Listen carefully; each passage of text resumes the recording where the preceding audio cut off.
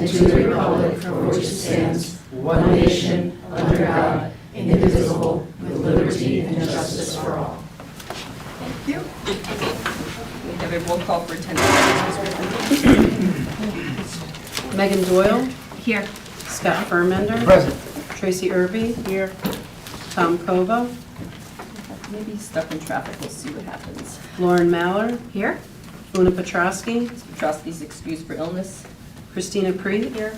Mike Smith. Present. Cindy Wolf Boynton. Here. And Susan Glennon. Here. 8 members present. Thank you. All right, this is our committee of the whole meeting, so we have some committee type agenda items tonight. Dr. Kutaya, I'll turn the meeting over to you for item 3. Thank you, Madam Chair and members of the Board of Education. We are grateful to have an opportunity to speak with you about while a required plan, we believe that it is the natural next step in our work here in Milford Public Schools to continue to provide support and equity and engagement for all of our young people by better diversifying our teaching staff.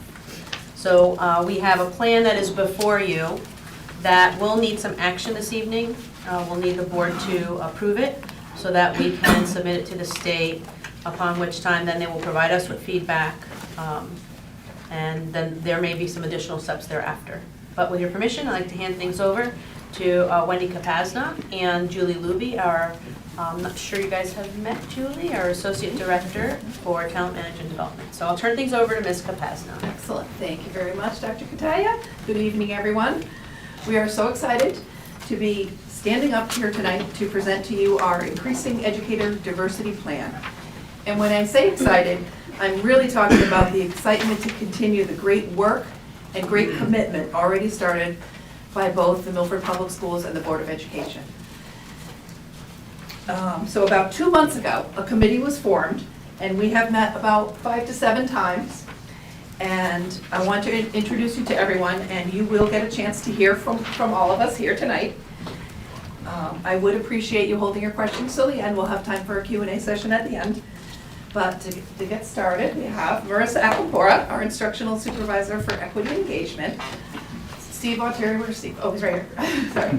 Steve Ontario, our Assistant Superintendent. Juliette Goriat, our Teacher Leader for Instructional Technology. Me. Dr. Julie Luby, who you will have a chance now finally to meet. She is our new Associate Director of Talent Management and Development. And I really must thank Julie publicly for diving right into this work from day one when she first got here back in January.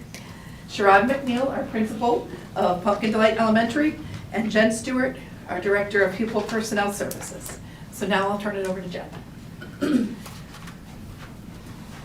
So I'd like to start with a quote. Creating and managing a diverse workforce is a process, not a destination. I feel this process, it's a journey. It's not checking the box off. It's going to ebb and flow. It's going to go year to year, and it might change based on staff and how the district moves forward, but it really is a journey for all of us. And I want you to think, when's the time have you really belonged or felt like you belonged in a place? And what emotions were you feeling as a child or as an adult?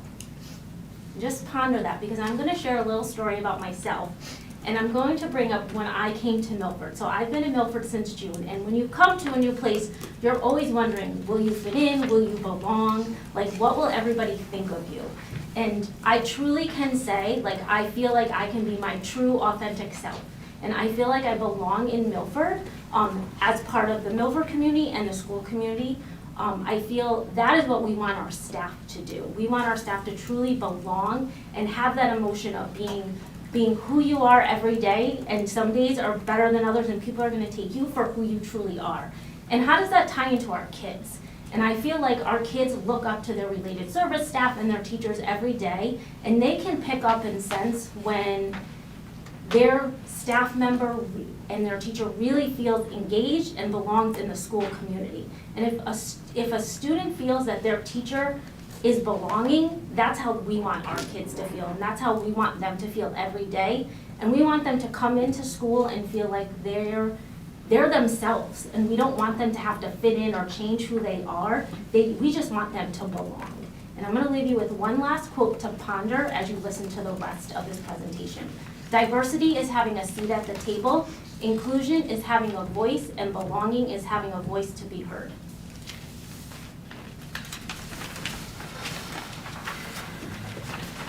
Good evening, everybody. I think what is possibly the most exciting part about this is that this is, yes, a requirement that the state has asked us to fulfill, but this work was started far before now. So we're not looking at this as a reactive motion toward increasing educator diversity. This is something that we've already thought about, something we've already started to talk about. So when we sat down to put the plan together, a lot of those discussions immediately came to mind, and we were able to really think about some of the strategies that we've already started discussing from our equity framework and how that fits into what the state is asking us to do. So you're probably all a little familiar with the trajectory that we've been on. So in December 2020, the board affirmed their commitment to social justice, equity, and being an anti-racist school district. Then in May of 2021, new board commitments were adopted. And among those, word for word, we are committed to attracting, recruiting, retaining, and fostering a diverse community of talented professionals. And then this October, we introduced the equity framework that the district had worked on, which really articulates all of the threads that go into weaving a truly equitable educational environment. So this work has been in the works, so to speak, for a while now. And really what the state is asking us to do is to put into words in their format what we've already committed to doing. So in the next slide, I will never miss an opportunity to showcase our equity framework. You'll see that we have all the different colors of the strands that go into this fabric of our framework. Tonight, I will be talking to you specifically about the purple strand, which is deepening system equity commitments and efforts. So the way we just kind of defined this thread was examining the way structures, systems, and processes support or interrupt inequities. To be honest, systems do not change because we identify them. So we identify the issue. The issue is that we have a larger disparity between the students that we serve and the staff that we employ. We want that diversity to be a smaller ratio, and so we have some work to do to get there. But we've identified that. So now what we really need to do is find the solutions throughout our plan, and as Jen had said, it will ebb and flow, it will be a process. It's not a destination, it's really an ongoing responsiveness to the need of our community. So we're going to apply the equity lens to the structures and systems in Milford and increase the diversity of our staff by examining rates of retention of current staff. We know representation matters, and to impact the educators of the future, we have to let the students of the present feel connected and seen in the teachers and staff that we recruit and we hire. Collaboration with talent management and recruitment will examine the current barriers, and we will together work on the solutions to this crucial part of the framework. So this was something that I said back when we introduced this framework, and it just so happens that it is just as pertinent now as it was then. So we are really here to tell you that we are continuing our efforts and how we plan to do that.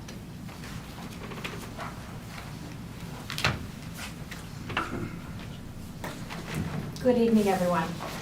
Before I jump in on my slide, I'll just say thank you. I'm so happy to be here, and I'm excited to finally get a chance to meet all of you. Working with this team has been sort of my first group project, and what an amazing team. So you've got great folks here. As Marissa described, the district has made commitments, established a framework to be an anti-racist, inclusive district where everyone feels that they belong. Subsequent to that, there was legislation that came through that required school districts to submit a plan that needs to be board approved and then state approved. The plan that we've brought to you, you'll see, falls within the larger context of the work that we were doing, but it meets the obligations that the state has provided to us. But we don't see it as an act of compliance. We believe strongly in the research that has shown that all students benefit from a diverse group of educators. Before we jumped in, we wanted to take a look at our data and see where we were as a district. The data helps us understand how similar or dissimilar our students and educators are to one another and how we compare to other districts of similar size with similar student bodies to ours. As you can see, our students of color represent 34% of our student body, and our educators of color represent just shy of 2% of the student body. So the need for the work really stands out in that data. This data was found on EdSite, which is the state's data source, and anyone interested can hop in there anytime. So this was to show you, you can see the little graphic on the left just to show you, the state literally gave us like a grid, and we are picking the things up and putting them in the boxes. And so the format of the plan that you received has all the little boxes and then also the narrative around it that we thought would be helpful context. But the boxes are actually what's going to the state. The state required us to create 3 SMART goals. They needed to be specific, measurable, attainable yet ambitious, results and time-bound. They are quantitative, and there is one person designated as the overseer of that goal. We will measure those annually by looking at the data and seeing if we've moved it. The strategies are more qualitative. We've been asked to come up with all of the different strategies that we'll use to achieve that goal. Those will be monitored on a much more regular basis. The group that designed the plan will meet regularly. We have a schedule set out already so that we can monitor our progress, adjust the plan as necessary, add things to it, and do what we need to do to keep it moving along. So we'll be reviewing that roughly every 2 months throughout the year. The other thing the state asked for was plans to ensure success. They asked us to consider what might get in the way, who we needed to engage, so that we were properly prepared to be successful. Our first draft is due to the state by March 15th. So when we have your approval, we'll go ahead and copy all this into their boxes and wait for their feedback. Presumably we'll get some feedback for revision and submit it again by May 15th. Their expectation is that this is a plan we're developing now to begin being implemented July 1st. The reality is we couldn't be more excited about this, and we didn't actually need the state to tell us to do good things. So several of these are things that are happening right now and will continue. And it's not necessarily a one-year plan. The state has said you must submit, get approved, but they don't have a vehicle in place to come back later and say, so did you do it? So we will just continue to work towards our goals. And one requirement is that we have to have our plan on our website, so we'll do that, of course. Just to give you sort of a broad overview about the plan, and then we'll get into a lot more details. The plan does not include hiring quotas, and the plan does not encourage nor allow discrimination. What the plan does do is it will create a large, diverse candidate pool. It will ensure that our hiring practices are consistent, equitable, and bias and barrier-free.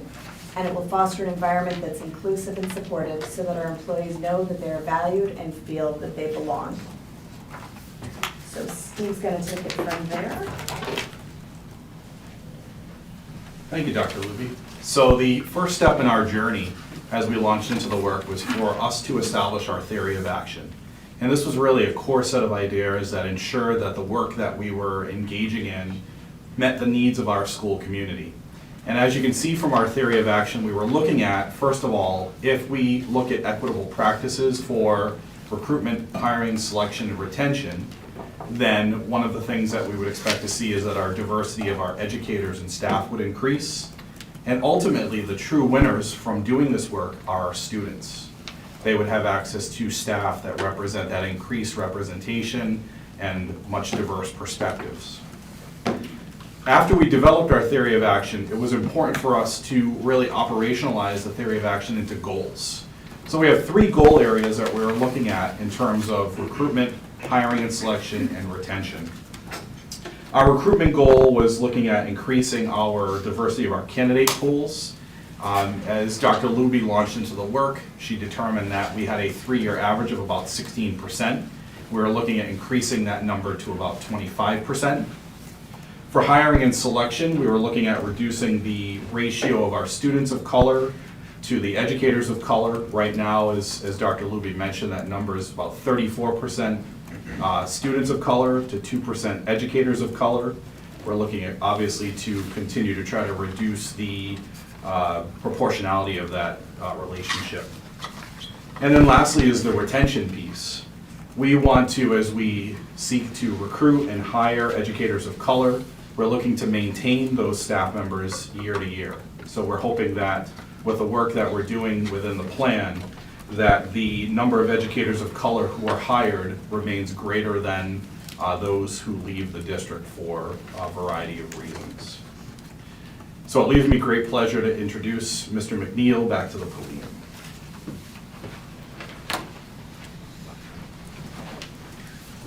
Thank you, Steve. We've selected a few strategies from each of the 3 goal areas to highlight the comprehensive work that has been and will continue to be done through this committee. For example, the Central Connecticut State University Pipeline and the Southern Connecticut State University Next Generation are programs geared towards students who are planning on entering into the field of education. These programs will enable these students to shadow and even substitute in our school system. This is a beneficial partnership on both ends. I'll highlight the Alliances program, which involves partnering with schools and universities in the New England area that have established teacher preparation programs, as well as diverse student bodies. We will create these opportunities for students to visit our schools, partner with our staff members, so that they can experience all of the wonderful initiatives that we have going on here in Milford. These established connections will give us a leg up when it comes to recruiting and hiring these candidates. While we currently have general standard practices, we're excited to expand upon these strategies in order to be aligned and more intentional with our hiring processes. We're also looking to implement both stay and exit surveys, as well as to understand the employee experience and identify areas of improvement as ways to increase our employee satisfaction and retention rate. I'll now turn it over to Juliet.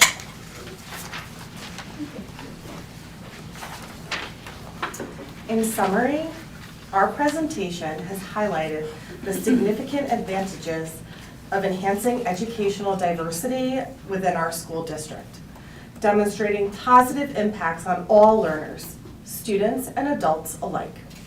As a dedicated school district committee, our core mission revolves around fostering an inclusive educational environment where every individual feels valued and supported.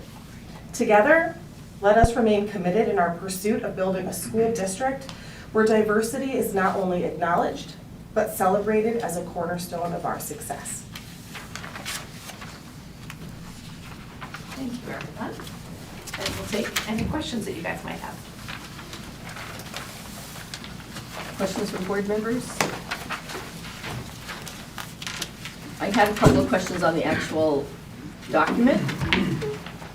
There were 2 things. So ARC was an acronym used. Is that the accelerated? Alternative route to certification. Okay. So people typically coming from the workforce who want to decide they want to be teachers, and they have an accelerated path towards that. Okay, and then I'm wondering if there might be a typographical error on one page that I noted. On page 7, I don't know if you have the document with you, but let's see, page 7, the 1, 2, third box down, the first column.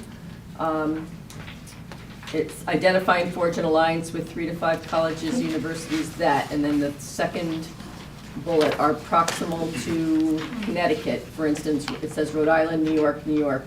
New Jersey. So I thought it should One be of those. New Jersey. Okay. All right. Other than that, I didn't have any specific questions on that. Other than, I think it's, I'm glad to see, moving forward with this, and I appreciate the fact that, we've already started the work, and it's not something because we wanted to versus being told what we have to do. Ms. Wolf-Boynton? Thank you so much. So I'm really excited about this program and moving forward. I'm just wondering, I have 2 questions. One, I know that it says in the plan that when deciding on what schools and organizations to partner with for recruitment, you identifies those with a diverse student body, but I was wondering whether there were any other factors that went into the decision-making process to determine who we wanted to partner with? So that's a great question. This plan in particular for the state is specifically about increasing educator diversity with a specific focus on educators of color. So that particular piece in the plan really speaks to that. We, hand in hand with that, are developing alliances with all of the Connecticut universities that have teacher prep programs, growing a database so that we can easily, we've developed a recruitment flyer so we can just send it to every teacher prep program and say, hey, we're great, can you show this to your candidates as they become certified, or hey, we just had a vacancy, do you have anyone graduating? So we are growing our network. That was very specific to this plan. Okay, so you specifically, it sounds like that your number one criteria was to pick schools that had a diverse student body. For some of the alliances, for the ones that were entering into the state plan, but we are growing alliances beyond that as well. Okay, thank you. And my other question is, I'm just wondering, can you explain and describe just a little bit about what an equitable and unbiased hiring process looks like? Sure, we can do that. So for instance, so we have a great process as it is now, but we want to try to hone in and make it written and make sure everyone's following it for each and every search that we do. So an example of what you just said, say it again. How would you Equitable and describe unbiased? an equitable and Okay. unbiased hiring process? So you have a elementary teaching opening and 75 people apply. We need to make sure that every single application is opened. We need to make sure that the people that we're bringing in are representative of the applicant pool that we have at hand.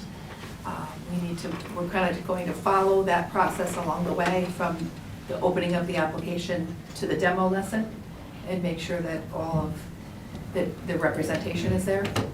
What am I missing? And I'm not putting it to good words here. Grading questions. Creating unbiased questions, interview questions. And we're gonna do some training in that, implicit bias and just affinity biases. So another thing that we will work on as part of this process is ensuring that our affinity biases don't drive the process. There's a lot of research that says we're drawn to people like us. And so, to Wendy's example of opening applications, so it could be very easy to read down the list and, you know, open all the John Smiths and skip over some of the names that just look like things you don't know how to say. We want to make sure that we're not limiting our selection with unconscious mindsets. So we're trying to make it so that there's prompts throughout the process that guide you not to fall into those traps. Right, thank you. Is that all your questions? I think so for right now, thank you. Ms. Doyle? Thank you. This comment just spurred that. How does that affect the actual job posting that you're placing out there? Because when you're saying you're looking at all the applications, if you're going to look at, assuming you want to fill an elementary school position and you want the best candidate, is it based on how many years they've had available? They've been a teacher of a new teacher, or a teacher who's had a lot of experience? Like, how do you kind of qualify a best teacher when you look at remove names, remove schools, how many years, what like competencies are you looking for? Because, you know, it's hard on paper. Most teachers have very similar backgrounds to kind of pull from. Yeah, that's a tricky question. I think part of it, you look at letters of recommendation, places someone's worked, what they say in their cover letter, what they've written. You have several open-ended questions. So it's going to be a combination of reviewing the entire application packet. So I think that's helpful as to what is a teacher application, because except for you, none of us are teachers. I've never applied as a teacher for a position. I've applied for plenty of other positions, but never as a teacher. And my friend teachers have applied, but I've done their applications.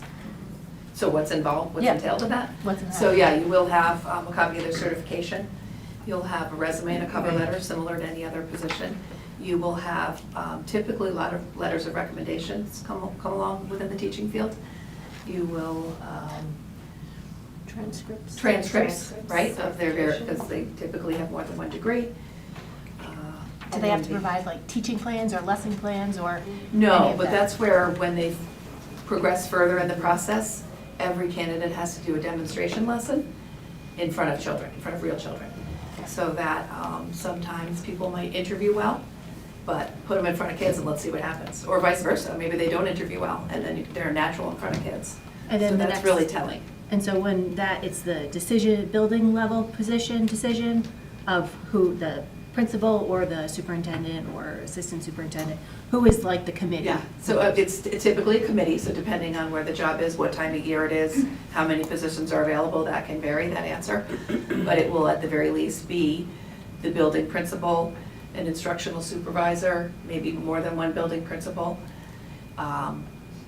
I or Steve or Dr. Kutaya will do a final interview to make sure that all the ducks are in a row, and make sure that we are kind of putting the stamp of approval on that last candidate. So it really could vary depending on the position that's open. All right, thank you. Other questions? Ms. Irby? Thanks for the presentation. It seems like you guys will continue to have a very challenging process to continue this. And I was just wondering, since it's mandated by the state, do you find that you're getting a lot of support?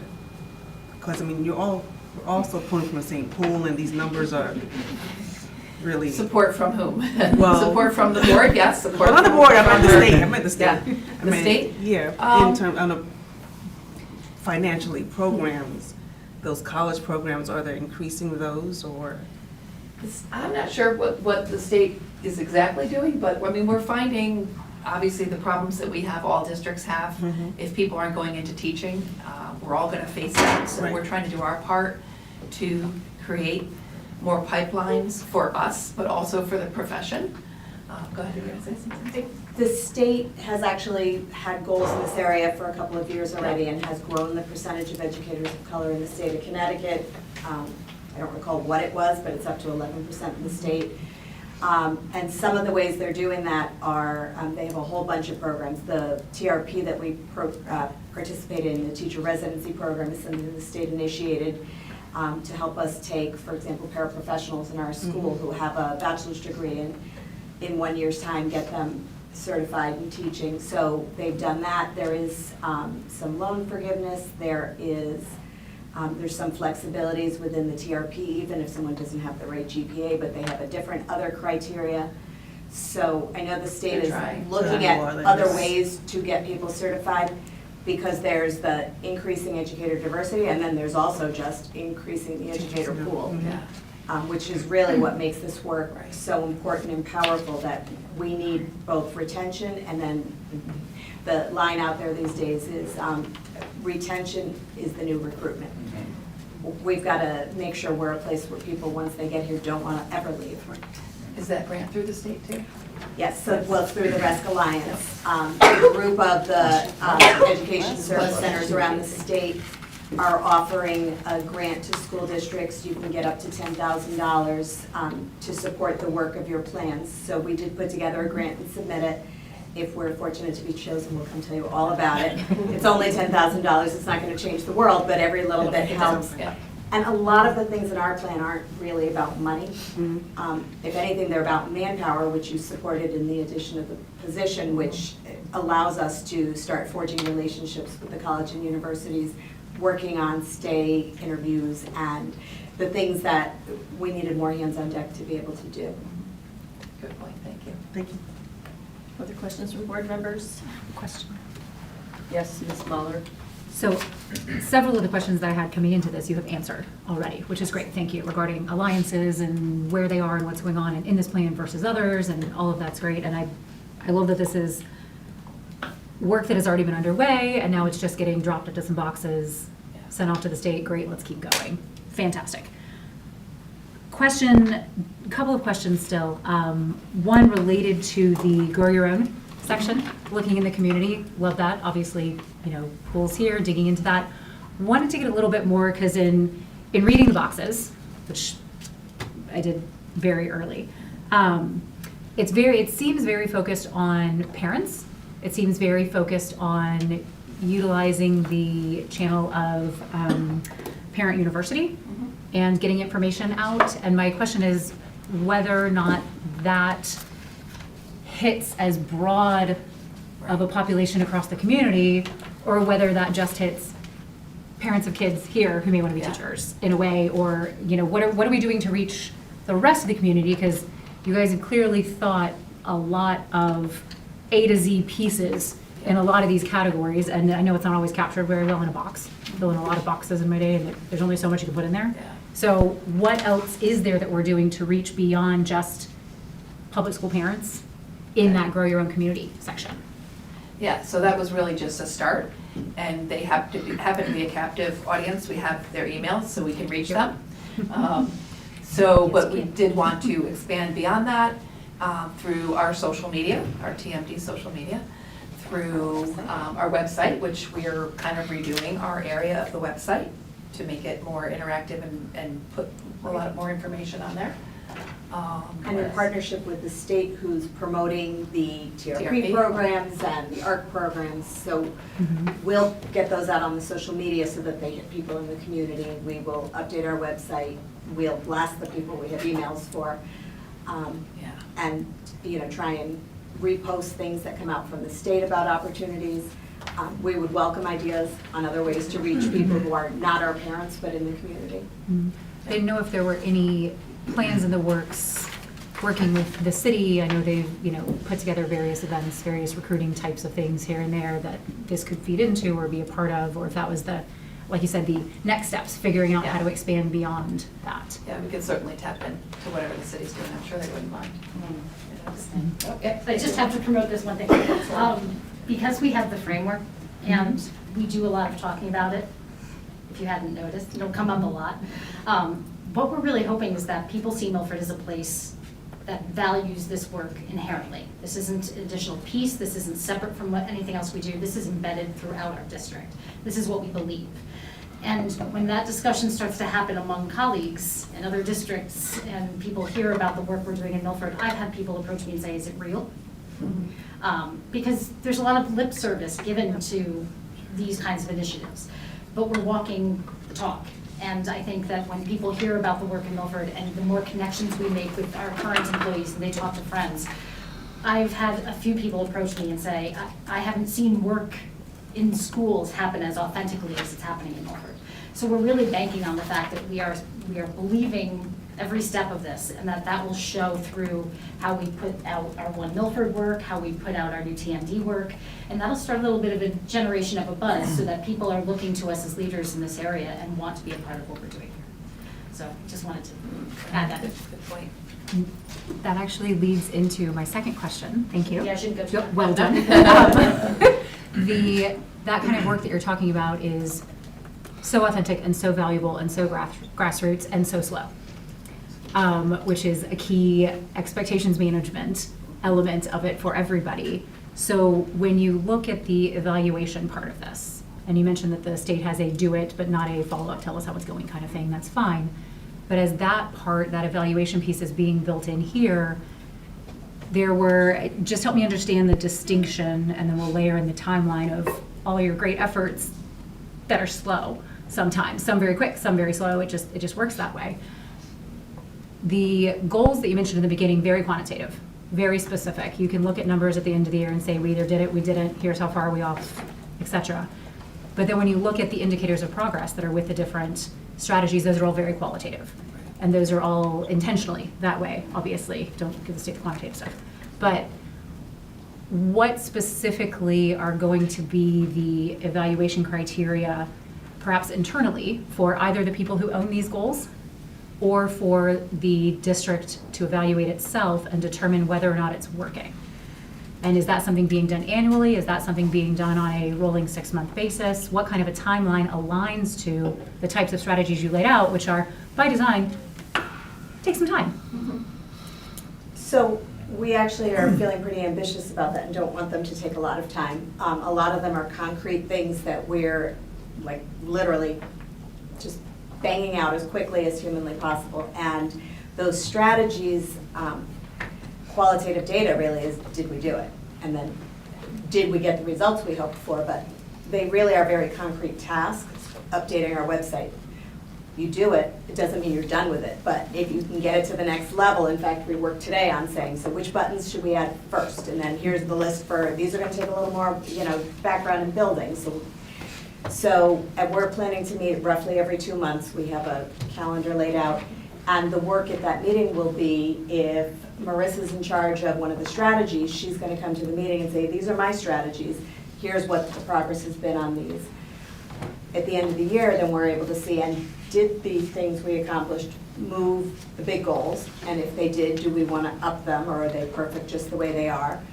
And if we've accomplished these strategies, are there ones we want to add, or do we want to do them again? If we've made alliances with 3 to 5 schools, maybe we want to do 3 to 5 more.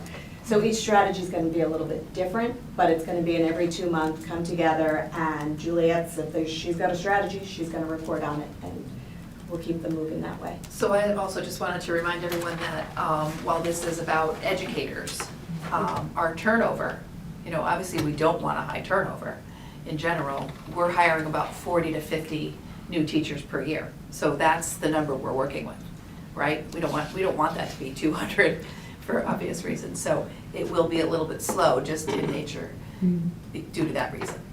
Absolutely, and Yeah. just have to say, I appreciate how much flexibility you're building into it in a smart way, rather than a, because we'll figure it out as we get there kind of way. It's Yeah. much more of a, see how it's going, progress, change, shift, adjust. That loop is great. So And thank you for very building that honest into it. with ourselves, right? Yeah. And I think that's Absolutely. part of work that I think we're all excited about, Yeah. is that sitting down and really digging into it Mm-hmm. and taking a hard look at, a number of variables that include this plan but are beyond it as well, that we think will eventually probably be things that we start to see as indicators of our progress. So I agree with you, it's slow work, which can be very frustrating.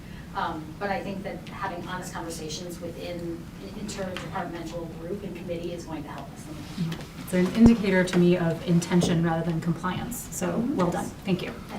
And a lot of these strategies are just good in general to have, and I think we'll see benefits maybe that we're not looking for, but will just be good benefits as a result. And I think there's a responsiveness to the plan that as we start going into strategies, we may figure out there's other things that we want to integrate and add on. So, we want it to be something that, as Dr. Luby was saying earlier, we're continuously revising and adapting and thinking about where we're going next. So it's a roadmap versus a concrete document that's not changing. Yeah, a living plan. Yeah. Yeah. Yes, Ms. P? Question. Are we engaging our juniors and seniors about career paths, thinking about coming back to Milford and being a teacher here, our students of color?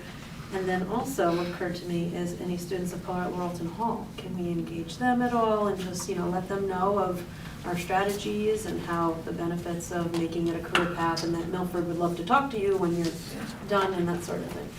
Yeah, so Ms. Preet, I'd like to address that. Obviously, some of the work that we're doing and we'll present to you at a future board meeting is we're continuously adapting and expanding our career pathways to meet the needs of our students, to be responsive to labor and workforce data. One of our upcoming pathways, which we're finalizing now, is an education pathway that it scopes out all of the core courses that students take throughout their 4 years of high school, but also the electives that specifically help students prepare for careers in education, whether that's early childhood education, or they're gonna go to college to study a 4-year degree, bachelor's degree in teaching. The other piece is we're one of the few districts that offers the ECE course at UConn, If You Love It, Teach It, which is designed to get students really excited about careers in teaching and think about how that can expand out to the college level, get students some initial credits with regards to education. So yes, we do offer opportunities at the high school level. We're expanding out some of that career pathway work. We're working with our school counseling team now, myself in collaboration with Ms. Stewart. Our 2 offices are thinking about student success plans, ways that we can get school counselors engaging with all of our learners to make sure that we're getting every student who is interested in a career in education the correct coursework and get them prepared to go on to those programs. So we're being incredibly responsive to the needs of our learners. And then hopefully follow those students for 4 years. Yeah. And maybe do something as simple as offering them a guaranteed interview with Milford Public Schools when they graduate. I mean, there's so many things we can do in that area. I think we also talked about offering for the senior internships, doing some educational offerings too. So we're really trying to incorporate, and I've co-taught that if you love it, teach a class, it's so special. And I know a lot of our kids do end up at least starting an education pathway. So that's really great to see. Other questions? Okay, seeing none, I think, thank you so much for the presentation. Thank you very And, much. Ms. Boynton, I'm sorry, anything else? I was going to say, feel free. Thank you. Thank you very much, appreciate it. Ms. Boynton, do you have a motion? I do motion that the Milford Board of Education approves the Increasing Educator Diversity Plan and authorizes the superintendent to execute any plan revisions that may be required. Is there a second? Second. Second by Mr. Fermender. Is there any further discussion? Seeing none, all in favor? Aye. Any opposed? Motion carries unanimously. Thank you. Thank you very much. Thank you. We move on to policies. Yes, sorry, just went to my agenda. So we have 3 policies before the board, and Mr. Altieri and Ms. Stewart will be taking them, starting with 5111 by Ms. Altieri. Thank you, Dr. Kataya, members of the Board of Education. Before we kick off tonight, I just want to make sure that we provide a little bit of a background to how we go through and format our policy revisions. So for anyone that's new to the process, anytime you see anything that is in red, those are considered additions to the policy. Obviously, the strike-throughs are things that we're looking to remove or redact from the policy. You'll see tonight as we get into the FAFSA policy, the complete document is in red, indicating that it's a brand-new policy, one that we do not currently have as part of our policy handbook. So I just wanted to make sure that we were intentional about giving you a little bit of introduction to that. So as Dr. Kataya mentioned, the first policy that we have in front of you tonight for review is policy 5111, which is school age entrance, admission, placement, and ages of attendance. And obviously some of the connections to the policy around recent legislation with the change to the age for kindergarten entry. So I will start at the top and kind of work through the policy and just pinpoint some of the changes that were made. So as we get into the school age entrance, the first sentence gets into the Milford Board of Education, and you'll notice that board is in parentheses, and that's just basically designating that from there on within the policy, anytime we're talking about the Board of Education, we'll refer to it as the board. We also do that whenever we're talking about the school district, we'll refer to it as district as well. And that is just talking about that we recognize the statutory right of children residing in the school district to be enrolled if the residency and age are confirmed.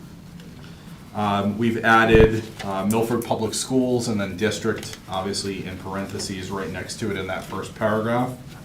And then you'll notice that there are 2 strike-throughs. That is the old language prior to the statutory updates.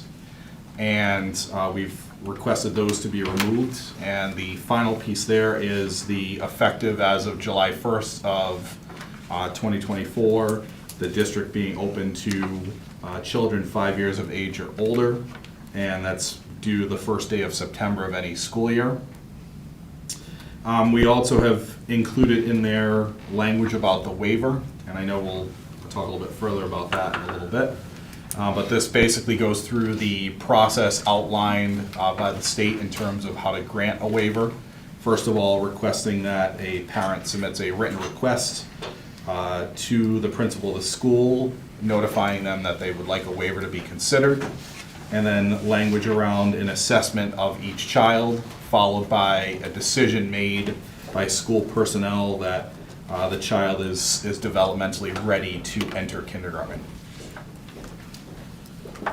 Going into the next section on admission, and this is some language that, going on to page 2 on the back, they're talking about proof of residency. And some of the changes since the policy was last updated has expanded on documentation that can be accepted as proof of residency. So they list out a series of documents and artifacts that can be submitted to verify a child's age as well as residency. And then the final sentence of that paragraph talks about, in terms of determining residency, we don't consider either citizenship or immigration status of the child or the child's parents or guardian. We don't do that, and it's not relative to establishing residency. Towards the middle of the page, we requested the addition of a paragraph, and this is in compliance with Title III legislation for multilingual learners, students and families who come into Milford speaking a language other than English. And part of that is through the enrollment process, we administer what's called a home language survey. And it's a written survey that asks questions of the family just to ascertain what language is spoken at home and what the dominant language of the child is coming into the school system. And that if certain questions are answered a particular way, that triggers us to conduct a screening assessment to be able to determine if the student qualifies for multilingual language services. Going on to page 3, this is talking about admission of students and obviously grades other than kindergarten, starting with first grade. Just a few minor edits to those paragraphs. First paragraph, we've struck Milford Public Schools, and just to follow with district. And the second paragraph, we've removed the language of ELL, which is English Language Learner. In district, we refer to it as English as a Second Language, or ESL, so we've made that change there for the ESL coordinator. And then in other grades, same kind of correction as we saw in the first paragraph, striking out Milford Public Schools and modifying that to district. At the bottom of page 3, under age of attendance, again, removing of education and leaving it to board. And then also making sure that the language follows the statutory requirement, removing January and modifying that to be the first day of September of any school year. And that is the final modification requested in terms of policy 5111. So we'll open it up to any questions. Ms. Doyle? Thank you. On page 2, paragraph 2, it says, other documents may be accepted as proof of a child's age, but not limited to photocopy of birth certificate, earlier school records, statement of child's age. Oh, sorry, all these statements issued, driver's license or passport. I'm assuming that's the parents' driver's license or passport. I don't know how that establishes. High school age child might have a driver's license. Someone who's coming in later in their school career. Yeah, I think it's all in reference to, The kid. Ms. Doyle, all in reference to the child in question. Okay, so then in the second, on the third page, first paragraph, under 21 years of age who is not a graduate, is that in line with what it was, what the new standard is? Is it 22? Yeah, Page I had that 3. same question. Page 3. Under Page ages 3, of attendance? Ages of attendance. Thank you, okay. Third sentence. Third sentence, under 21 years of age who is not a graduate of high school or vocational student. So I wondered the same thing, whether the new age 22 for special needs, if these are the same, or if 21 is correct for this purpose and 22 is something separate. I don't recall, but we can get you an answer to that. Then one last question. On, in that same paragraph, is the board providing the education or is the district providing the education?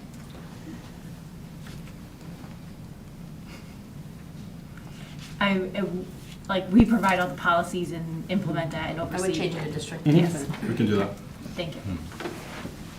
We'll try to catch all of them, but There's so many, not that there's so many, there's just a lot to review. No, thank you for that.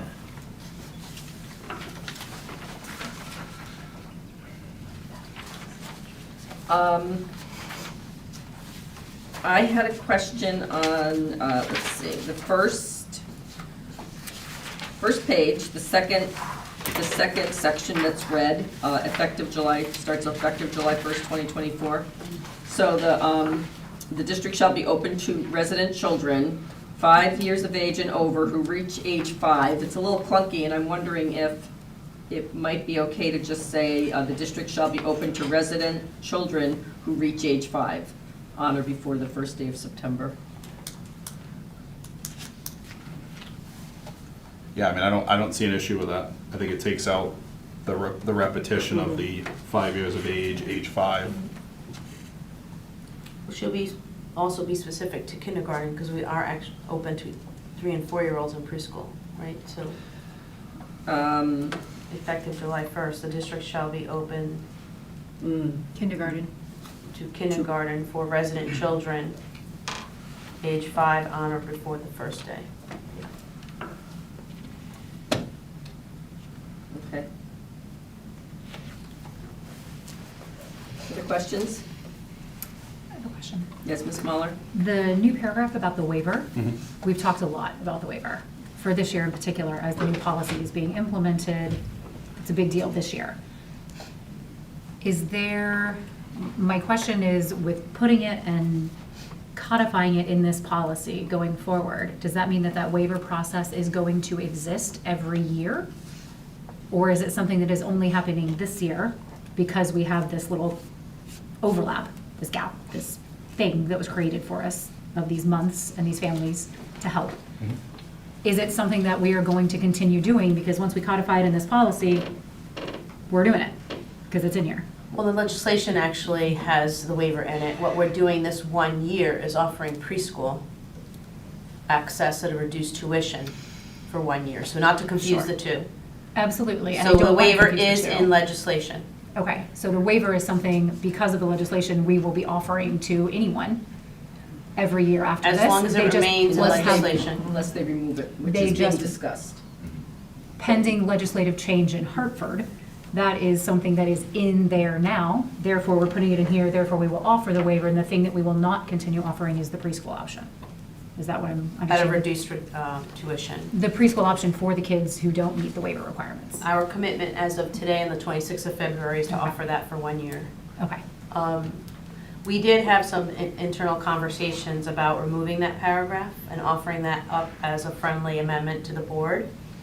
Actually, a formal amendment, because we're in the approval stage, and moving that into an admin reg, so that if and when the legislator decides to drop that portion of the legislation, then we could just adjust our procedures instead of it being a codified process of the Board of Ed, which legislation trumps the board's policy anyway, and it should always be in alignment. So rather than codifying a language which has a possibility of being removed, the waiver is actually an administrative operation, as opposed to the requirement of how we run a district. So I think internally we talked about offering up removal of that paragraph if the board is amenable. I'm not sure if I heard you say whether or not you had run that by any kind of legal counsel. to We make sure bounce it that- off of CABE, Okay. and they feel like it would be fine sitting in admin reg. My preference would be to see that happen, because I think it's just more flexible for the board not to have to come back and revisit the policy if the state were to remove the waiver language from the legislation. I agree. But that's, So because it's more of an admin thing right now, it's okay that, currently it is legislation. That's leaving aside the future prediction piece. Currently it is legislation, but we're not required to codify it in our policy. It could be in the administrative regulation, no problem, which, back to future predicting, could allow us to more easily adjust if necessary. Yeah, according to our Yeah. partners at CABE, they thought that was allowable. Sure. We're required to do it regardless. Right, for now. is there anybody that would object to having that removed from the policy and put it into the admin reg instead? We'll make that change. Yep. I think, I might have had one other thing, but it might have been answered.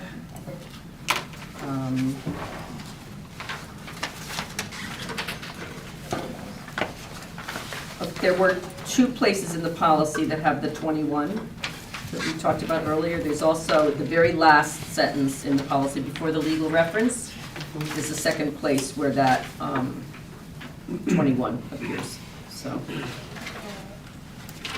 We'll do some double checking on how that applies to students with special needs. Okay, thank you. Any other questions on this one? If not, it will be Ms. Irby. I don't really have a question on the policy. I'm hoping you could help clarify something for me, because I think, I didn't know this. Where does preschool fall under our responsibility? There is Because- none. Well, Except for right. special ed, but If a child has special needs. we don't have any responsibility to provide preschool for, like, this policy doesn't apply to preschool. It only applies Right, it to doesn't. kindergarten and up. But if we offer preschool for the 1 year or whatever 1 year we have, it still doesn't fall under us? No, because it's not required. Just an operational decision. Thanks. I'm just trying not to. Thank you. Does that answer your question? Yes. Anybody else? Okay, we'll bring this back next month. At our business meeting, they'll come back for a second reading and adoption. If there are any questions in between Yes. with any policy, feel free to move them forward. Correct, thank you. All right, I will have Ms. Stewart handle 5131.7. So, weapons and dangerous instruments, 5131.7. So if we look at the first sentence, we wanted to add in, after possession, concealment, and/or use of a weapon or facsimile by a student is detrimental to the welfare and safety of the students and school personnel within the district. See policy 5114. If you go to the second paragraph, we'd also like to add in such weapons or facsimiles included but not limited to any pistol, rifle, revolver, shotgun, air gun, or spring gun, slingshot, brass knuckles or artificial knuckles of any kind, knives having a blade of greater than 2 inches, etc., etc. If we go down to the fourth paragraph, we'd like to add in accordance with the Federal Gun-Free School Zone Act, possession or discharge of a firearm in a school zone is prohibited. A school zone is defined by federal law, meaning in or on school grounds or within 1,000 feet of school grounds. And add in gun-free school zone signs will or may be posted in cooperation with city and town officials as appropriate.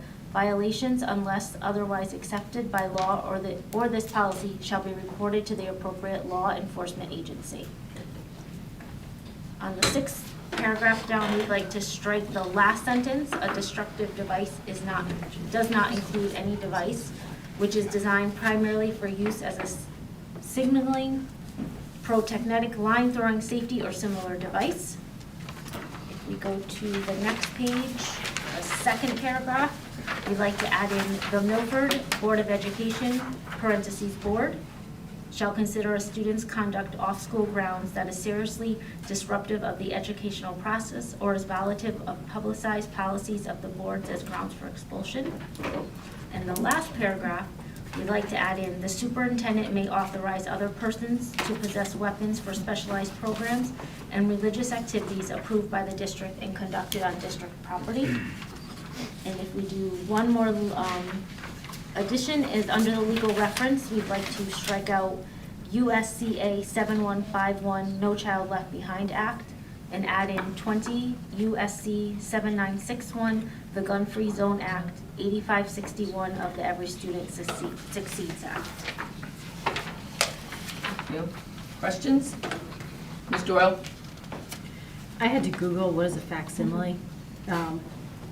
Replica? Yes. Appears to be a weapon. Okay. Okay, it's just a weird word. Like fax. And then just a last question on the last line, the superintendent may authorize other persons to possess weapons for a specialized program. and religious activities approved by the district and conducted on district property. I know we've had a discussion about some various issues at various times, but what are religious activities approved by the district on district grounds? So we had a very specific case this year that in observance to religious processes and procedures, a student worked with us to gain approval to engage with a Right. facsimile/weapon on school grounds. So, It was a case-by-case. right, I understand that point, but what is him even having the weapon a religious activity? Because that, to me, the words religious activity seems like organized religious activity, whether prayer or other event in this sentence. 'Cause Well, it would not be a school district organized religious activity. Okay. Is it the word activities that bothers you? I think the superintendent may authorize other persons to possess weapons for specialized programs, Is there another word for religious activity? religious Observances? observances Observances might be- approved by the district and I'm fine with conducted observances. on district property. I feel like that's more That still appropriate for captures the what's, spirit. what, from my understanding of the situation, that's what it's observance, not an activity. Thank you. Thank you. Is this a required policy? Weapons, I want to say is. Yes, because It it is. goes. So is the word facsimile in the, one of the required words? Is that in the model legislation? We need facsimile to be in this policy. Yeah, That- I think It is we added it causing in, yeah. many issues for us. All right. To that question, if on the, just while we're on the facsimile Yep, question, that was one of my questions as well. We define a lot of terminology in here. Can we define that as well? Because that feels like that is a very open-ended category that could potentially get too broad, but want to make sure it's broad enough. We need that, we need, particularly this policy, we need it to be broad because of the potential harm that even a facsimile can cause. And we're happy to include a definition of facsimile, but you can anticipate it to be flexible. Mhm. I think there's a difference between important flexibility and a 5-year-old picked up a stick or cut out a piece of paper. I'm being extreme intentionally because, as you said, there's flexibility. It's open-ended and you need it to be that way.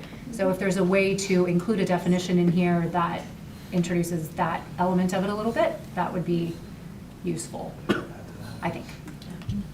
So, Ms. Waller, one of the things is our administrative policy working group came together. We did actually spend some time looking up and researching definitions of facsimile, and there was no one standard definition that existed. It was really different. Even going around and looking at other districts that had it codified as part of their policy was very different district to district. So we wanted to keep it incredibly vague because then you're pushing yourself into a corner of what you would consider a facsimile and what you wouldn't. So, but we can absolutely look at a general definition for that. But I just wanted to give you the context that we did. Absolutely. As we were developing and revising the policy, we did look at some common definitions. No, it's one of those words that doesn't really have common definitions, which is why it sometimes can be great for flexibility and sometimes can get used the wrong way because it doesn't have those common definitions. So if there was something that indicated intent or any way to, even if it's not codified in other places where you may have found it, how would we like to do so?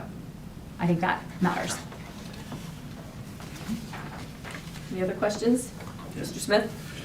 Yeah, so I understand and appreciate the previous conversations and that kind of the foundation for this, that no policy here will trump any state or federal laws.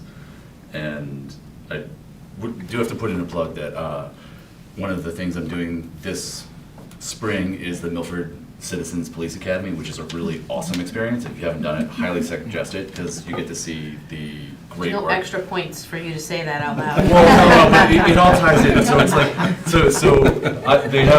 they're obviously very capable, and I'm excited to hear more about in this thing. But the fourth and fifth paragraphs, when I read it through, it gave me some pause, especially about the putting in our policy defining school zone in addition to 1,000 feet from school grounds, because that's a third of a mile, and that captures entire streets and neighborhoods.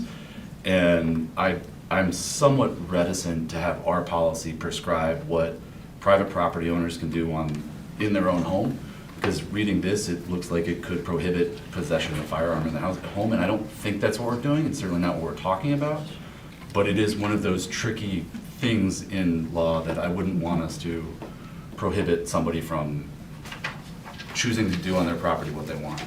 And I think that it might not be in this policy, but the next step of it is, I think I would love to have a conversation about how we can address responsible gun ownership, especially safe storage, in a way that we can utilize our position here to do what we can to make sure that we reduce the risks of mistakes and accidents. And so those are the two kind of pieces I'd love to just raise and talk about. We'd be happy to get law enforcement to weigh in. Like, let us do that homework. Let us work with our contacts at the police department to better understand the limits and flexibilities of gun-free school zones. Yeah, thank you. And I don't think the spirit of that is that I don't think if you so live either. within a third of a mile of the school, you can't own a gun, right? Right. So we'll be happy to bring some clarity to the definition of that. Thank you. I would second that maybe from a legal perspective as well, both law enforcement and legal. It's an important point. I do note that the statement is made that it is defined by federal law, so that may be a little limiting in terms of. Right, I think an education piece for the board on what this really means and what it doesn't mean may be what I'm hearing, not necessarily strike it, but Yeah. let's get more information so we can make a decision. Education first, then a decision. This policy only applies to our school board, like, to our school board acting. It doesn't have any official act in terms of law enforcement. Like, we have a student comes within 1,000 feet of our schools. That's the issue, or anyone comes within 1,000 feet of our schools that has a gun. Like, we have policies for that, and this is for administration to apply those policies towards students. Like, that's the way I read this policy. Like, it's not meant as a law enforcement policy. It's not meant for the police to engage and use this policy to enforce a gun-free zone. So I don't think it's necessary to address that issue, truthfully. I think if I'm not mistaken and not having a lot of the specifics, there are histories of these kinds of things being layered on top of questions raised in a law enforcement context. So we just want to make sure we're not inadvertently adding to something that doesn't need to be a conversation in that area. And I think the education question is a great next step. Thank you. Mr. Fermender?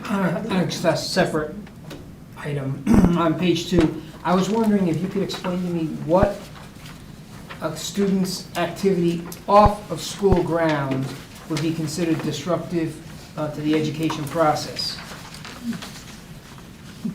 Or it shall be deemed Can a you grounds for refer to a expulsion. paragraph, please? It's on page 2, second paragraph. Social. Social district. Sure, so this actually happens quite often. We get reports of student activities off school grounds that may involve weapons or not, in this case, weapons. And the disruption to the educational process is that potentially there's danger that is brought to the school. The individual could be deemed dangerous based on outside of school activities, or because it is creating such a disruption socially, emotionally amongst the student body that it has an impact on that school. So it is a case by case. We assess the level of school disruption, so there isn't a blanket definition. It is part of our operations, primarily assessed by the school principal and the support of instructional supervisor in the area of student wellness and development. In most cases, this is happening at the middle and high schools, so we also work with our SROs in those cases to determine what information they have about the disruption that occurred outside of school, and working with them, we determine what the impact on inside the school is. So there are quite a few examples actually that result in expulsion because of out of school activity.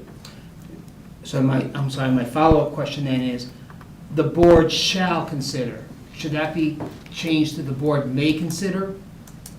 Because shall and may have two completely different meanings. Like if you're drafting a trust, shall and may are differences between a complex and a simple trust. So can you tell me what you think the difference between shall and may is, just so I Shall can means better you understand? will, Okay, period. That is shall. That is the definition when you're setting up a simple trust. You shall distribute the income, for example. May is based on the criteria of what has happened with the particular student off the premises of the school. It may or may not affect the education process. I just, that one word is, it's really. I think we want to take that back to council, Okay. because legally shall and may, as you're making a point, makes a big difference for us. Absolutely, no, So, and since that word is black and not red, we're going to check with council on, no, if it wasn't recommended for change, should we mess with it or not? Okay? that's fine, thank you. We'll come back with a recommendation based on council. Thank you. Other questions from board members? Can I clarify Yes. one of the, just at the exact same paragraph, ironically unrelated to the shall and may question?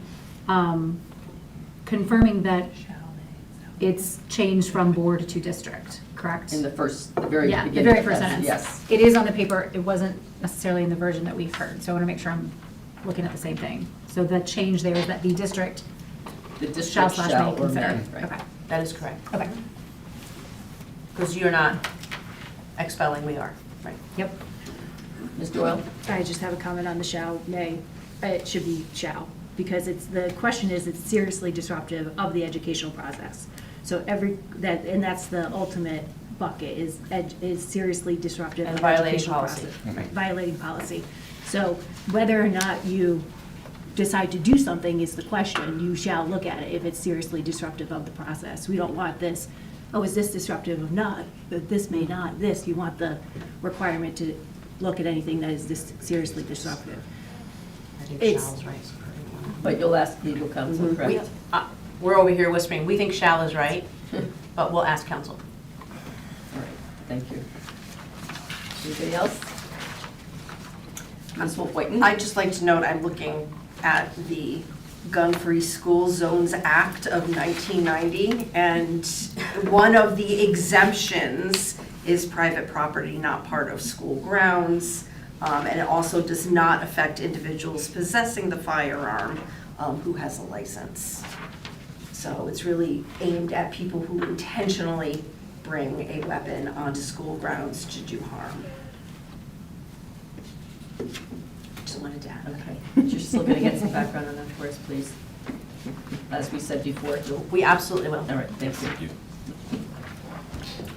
All right, any other questions on this policy? We'll move on to the last policy. Yes. I have your third and final policy this evening, which is going to be designated as policy number 6148. And this is an entirely brand-new policy, and it's a required policy that is reflective of new legislation regarding the FAFSA, which is the application for federal student financial aid, as part of the process of pursuing college post-secondary.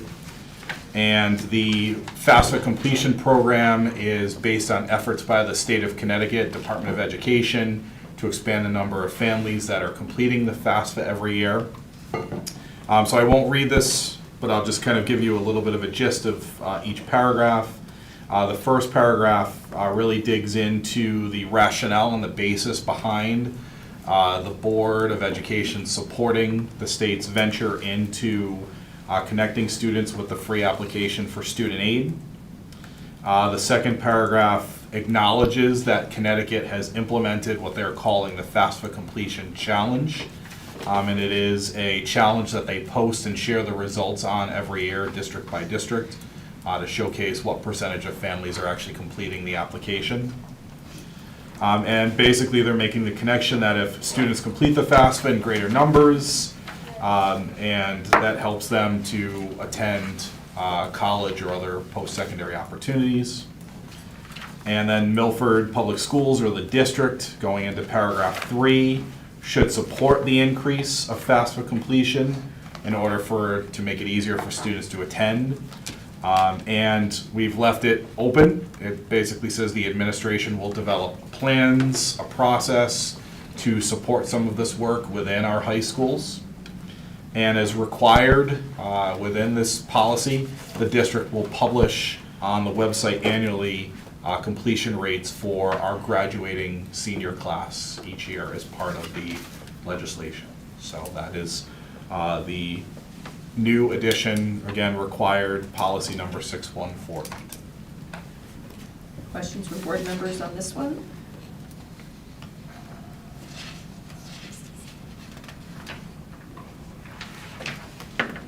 Okay, I see none. So these 3 policies will come back to us with the additional information that we've requested or any changes at our business meeting next month.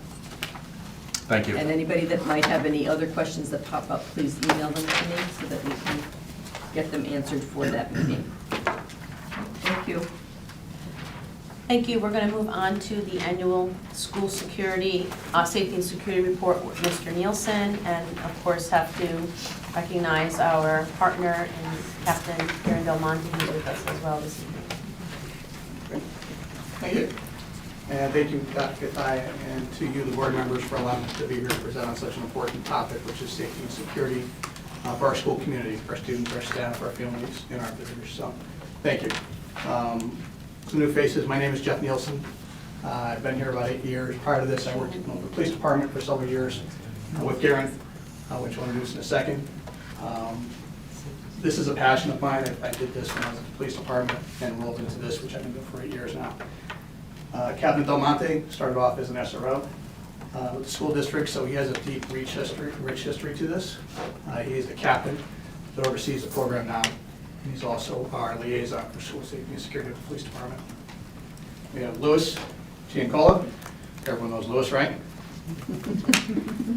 Director of Digital Services, and we have Tyler Lemire, who is the cybersecurity specialist and digital forensic specialist for the district. So this is a collaborative effort with everybody, so we'll all be presenting on a few different slides this evening. I will start to say there is some stuff that's sensitive, security sensitive in nature here. So we're going to give you a brief overview of what we do. Anything specific, we may have to answer those offline, maybe the executive session on some of those things. So. You'll let us know if we tiptoe into that area, correct? Oh, I'll let you know. I'll let you know. Garen will let you know. I got it. Sorry about that. So just to start off, you're probably very familiar with the board here. These are 2 of your commitments. And we have a very robust program here in Milford. We put a lot of investments into this, personal investments, financial investments. We want to make sure we have safe and secure learning environments for our students, right? We also want to make sure we have good, positive relationships with our emergency responders, with our students, with our families, to make our program a success. I think we proved that over the years. I'll go back to Jim Riccitelli. He said many years ago when I came here, Milford's ahead of the curve. And I think many have been on the board before with that. And we'll repeat that. We are ahead of the curve. We're very progressive in what we do. And we're very proud of where we're at. So the presentation will be broken down into 3 sections. We're going to talk about prevention, we'll talk about security layers, and we'll talk about partnerships. So when we talk about prevention, we're very heavy on prevention here. We want to be preventative in nature. We would rather be preventative than reactive. Of course, all of our programs follow the phases of emergency management with preparedness, prevention, mitigation, response, and recovery. So when you think about safety and security, I summarized this, and we just had some training with our central office staff, so they've heard us from before. If you think about safety and security, we want to increase the amount of time it takes for a threat or a hazard to impact us. So time and distance, right? We want to decrease the amount of time it takes people in our schools to be made aware of something and for them to take action on how we train them to respond. We also want to take it a step further and we want to be able to reduce the amount of time it takes for first responders to be made aware of things, and for them to get to the schools to help us, whatever the situation may be. So, if I could do that in my presentation in a nutshell, hey, have a great evening, but I got some more slides for you. Not that easy. Just, no. 2 hours left. Not 2 hours worth of slides, though. So we start off with prevention. We have several committees and teams here in district. We have individual school safety and security teams, we have safe school climate teams, we have school occupational safety committees. We're required by state law to have those committees.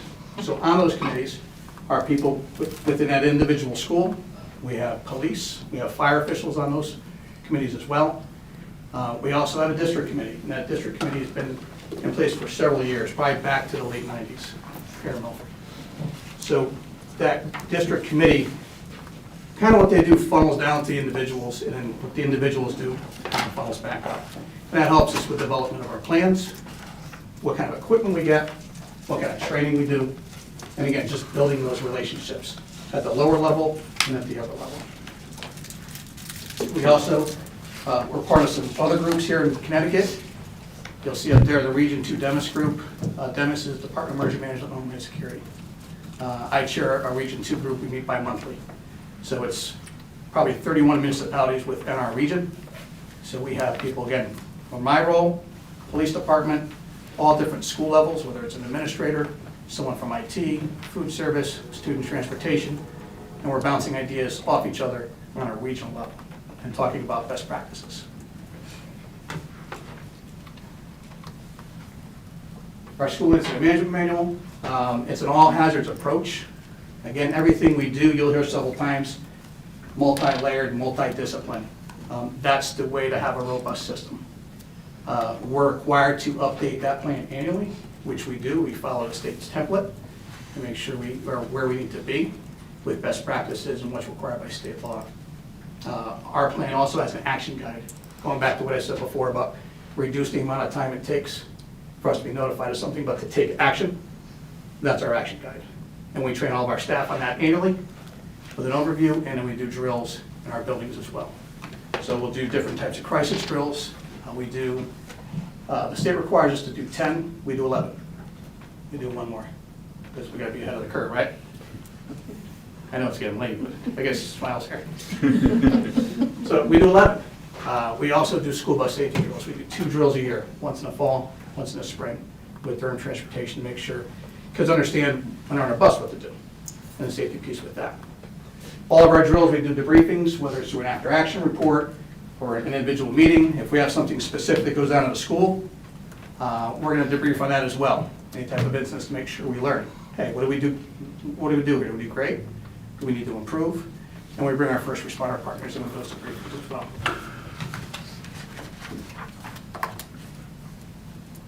Another area of prevention that we do is assessments and site inspections. So going back to those partnerships, we work very closely with the school resource officers. This past year, Captain Del Monte was able to branch that out even further. So now the school resource officers at the middle schools help out with the elementary schools on our committees. So we get representation, and they usually break those up for the feeder schools. So on the east side of town, those elementary schools, you have the East Shore SRO, for example. So when those kids are going to that next school level, they remember who SRO LaShapa is. Seems to work out very well. They also help out with a lot of our drill forms or after-action forms that I mentioned previously for the debriefs. The fire inspections, we have a really good relationship with the Milford Fire Department. They have a fire marshal's office. There's 4 fire marshals, and they also break down a number of schools that they go out and liaison with and assist with overseeing our drills and the after-action reports. Any specific questions they may have, maybe for example like evacuation of the building. Where's the best evacuation spots for a fire? If a fire truck was to come, where do they want our students to be? So they're very collaborative with us. And again, all this information goes back to driving, like how we have our emergency operations plan, the equipment we do, the training that we need. Another piece of prevention, this isn't specifically for me, this would go under the Stewart's Department of PPS, but social emotional learning. Again, if we can foster a positive school climate, that helps reduce the number of incidents that could potentially lead to conflict, bullying, other things. If we can learn about those early and prevent those, it's a great thing. We're in a better place. So heavy prevention areas in that. Also with behavioral threat assessment, this is being used by school districts around the country. It's used in other public sectors, it's used in a lot of private industry. Looking at red flags, right? What's happening with this particular person? Are they displaying behaviors that we think could rise to another level? Can we get in and can we provide some interventions and identify things early to avoid conflict? So we have that program here. We've had it for years. We've actually just brought on a trainer for the district to train the model here in-house, so we can get more people trained. So I'm going to give this over to Lewis and to Tyler to talk a little bit about the prevention side of cyber security and kind of roll into our security layers. All right, thank you, Jeff, and Board of Education members. I just want to give you a quick, to continue with the safety and security, not necessarily in a physical sense, but more of a, in our cyber world. As you know, cybersecurity is the practice of protecting our digital equipment, such as our computers, servers, anything that really is plugged into our network, and anything that the kids communicate with, the teachers communicate with. And as you've probably heard, we're one of the places that get attacked often because they think that we are undermanned, understaffed. But thanks to the Board of Education's support, we have a dedicated person for that, Tyler Lemire.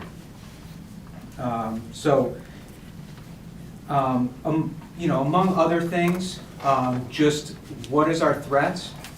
We have over 12,000 devices in the district that are basically what the cybersecurity calls endpoints. So we want to protect those devices and systems. And not only are hackers looking for ways in, but they really are just looking for money, predominantly. And that really is what we're trying to protect, is our interest and our image. Because if we get attacked like that, the public doesn't believe that we can keep our data safe anymore. And as you can see, that list is huge of what we have in here.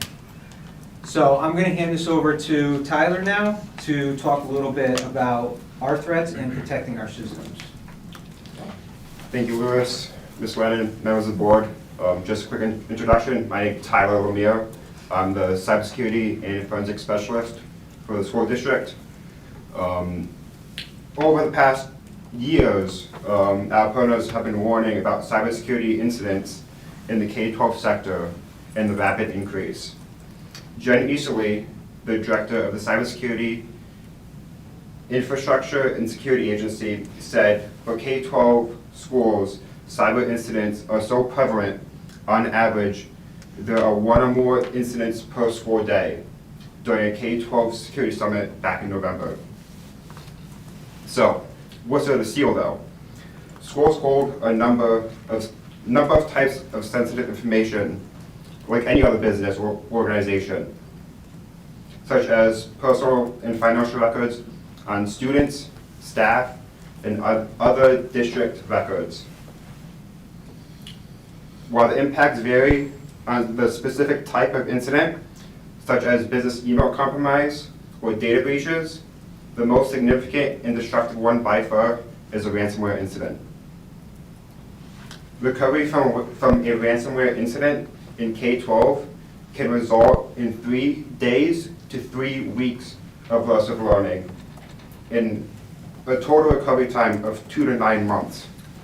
That's not even including the financial loss between $100,000 and $1 million.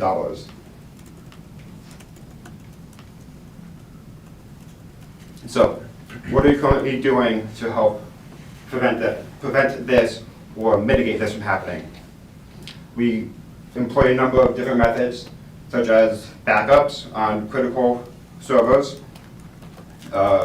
we currently have cybersecurity and liability insurance, which is something that many school districts do not have currently, and we've had that for a few years at this point. We have an in-house cybersecurity employee, such as myself. That's something that I personally, talking to other school districts, do not have, especially for our size and even bigger schools. We have intrusion and detection systems to prevent and detect any sort of outside threat coming in to our hosted servers, such as PowerSchool websites. We have incident response and disaster recovery plans. That's another thing that school districts do not have until they get hit with any sort of security incident, then they start implementing that kind of stuff. Another thing, tabletop exercises. This is something that I started doing. I've held a few in our department, and along with Mr. Brennan, we had outside consultant come in. Another thing not school districts are doing, staff training awareness. One of the first things I implemented when I came in was a monthly email that goes out to all of our staff members, just explaining what kind of threats we're seeing from our partners, and different types of things for them to watch out for, such as how to spot a phishing email is one of the biggest things.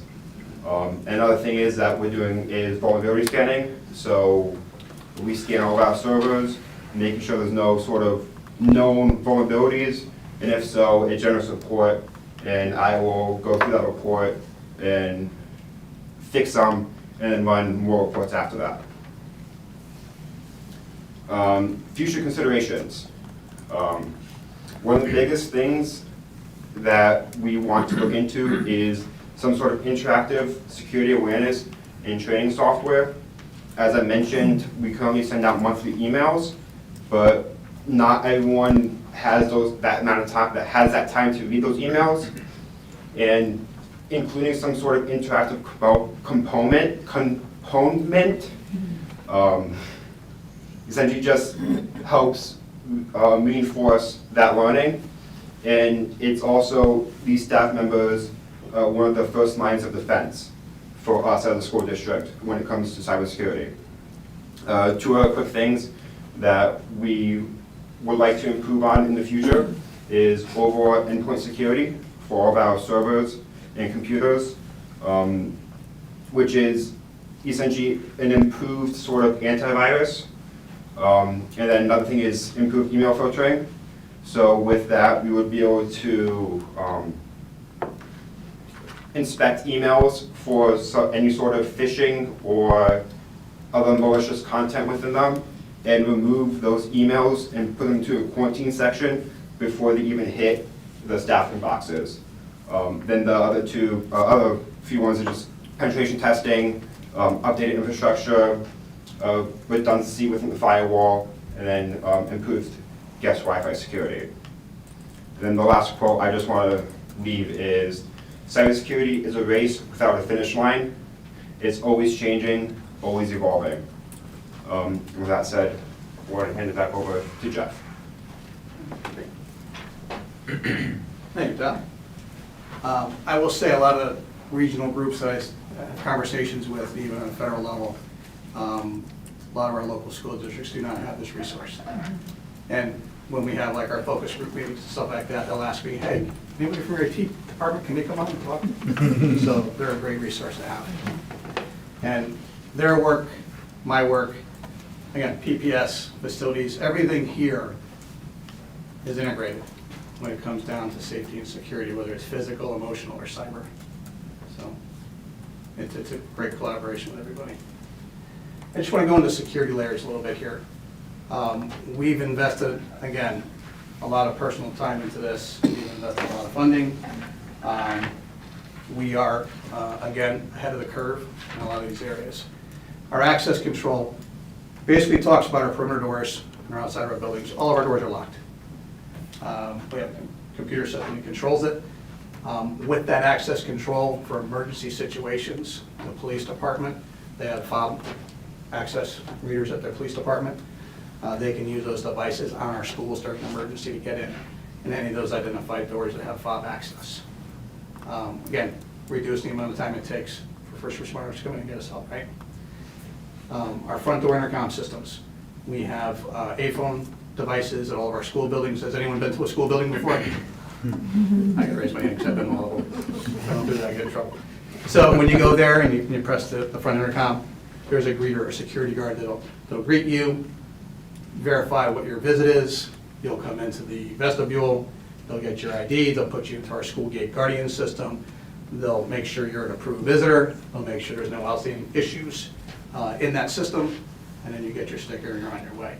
That's our visitor management process. And again, our security guards at the high schools and our greeters at the middle schools and elementary schools manage that process. We also have our hardened vestibules. Those projects started back in 2018. We're just finishing our last school now at Pumpkin Lake School. So once that project is complete, all of our 14 schools will have hardened vestibules. That means that the outside doors have a rating for ballistic and blast rating. The inside doors do as well. So if we go back to access control in the intercom system, everything is controlled to either keep that person out or let them get to the next level, to speak with them, vet the visit, deny or approve entry into the building.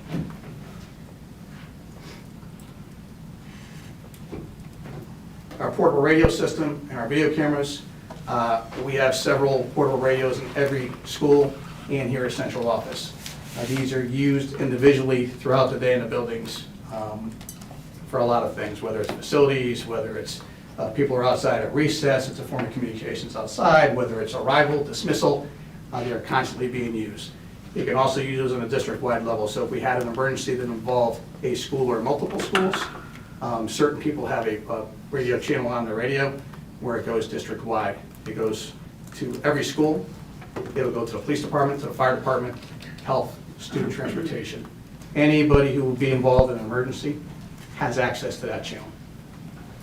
We also test that weekly. We do a weekly roll call test to make sure, one, that it's working. Two, everyone's getting comfortable using those radios, not just in their school, but when they're talking to the dispatch center during the roll call. Everyone hates to hit that button when they're talking to someone different. So we want to make sure we make everybody comfortable.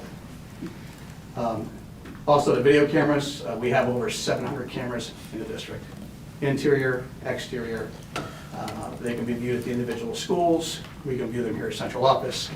The 911 center during an emergency can bring up those cameras for situational awareness when they're sending either police, fire, or both to buildings to, again, reduce the amount of time it takes to get into that area and provide assistance. Getting this multi-layered approach yet, right? We got more though, so we have more. Public address systems, interior and exterior capabilities. So we probably remember these when we were back in school. Your bell schedule will go over them. They'd be making morning announcements and the school announcements. This was primarily our way to make announcements for emergencies in our school. We've enhanced that quite a bit. We'll see on the next slide. We've included all of our restrooms now, so we're pretty much hitting most, if not every spot of the building and outside of the building. Our panic alarm devices, we call these our quick link devices. There are several spots in every school that these are put in. All of our staff members are trained in how to use this and when to use this device. This device will also activate our Alertus platform and also goes directly to the 911 center during an emergency, letting them know there's an activation at a particular area inside that school. Our blue lights, this is a visual alert that we have at all schools, internal and external. On the outside of the building, it's usually put at the more active doorways. Employees may be entering, or students may be coming in and out of the building, whether it's at the high school level or it's at the elementary level for recess. Again, through training, they know that strobe light is for a specific response that they need to take if it's activated. So Alertus. I did talk last year about this a little bit. This is our first operational year of Alertus. So again, going back to the PA system, that's the traditional way that schools notify people of an emergency. And if you look across Connecticut and across the country, this is what the majority of school districts use as a PA system. We enhanced that capability greatly.